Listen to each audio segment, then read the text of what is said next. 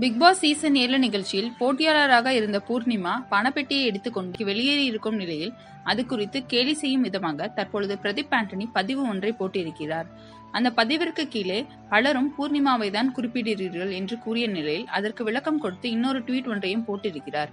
அது என்ன என்பது பற்றி பார்ப்போம். பிக் பாஸ் சீசன் 7 முக்கியமான போட்டியாளராக இருந்தவர் பிரதீப் ஆண்டனி.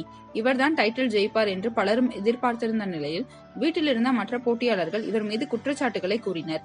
இதனால் ரெட் கார்டு கொடுக்கப்பட்டு பிரதீப் ஆண்டனி வெளியேற்றப்பட்டார். வெளியேறிய பின்னர் தீர விசாரிக்காமல் தன்னை வெளியேற்றிவிட்டதாக மறைமுகமாக பிக்பாஸை தாக்கி பேசி வருகிறார். இந்த நிலையில் தற்பொழுது பூர்ணிமா 16 லட்சம் ரூபாய் பெட்டியுடன் பிக்பாஸில் இருந்து வெளியேறி இருக்கிறார்.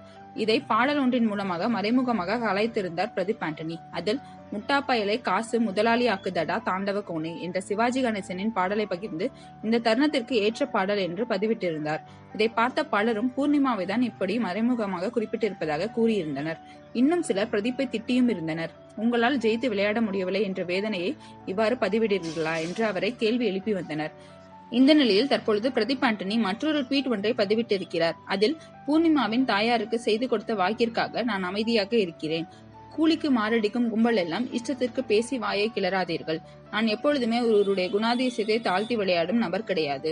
அதனுடைய விளையாட்டும் கிடையாது என்று பதிவிட்டிருக்கிறார். இந்த பதிவிற்கு கீழே நீங்கள் பூர்ணிமாவின் தாயாருக்கு அப்படி என்ன வாக்கு கொடுத்தீர்கள் என்று கேள்வி எழுப்பி வருகின்றனர்.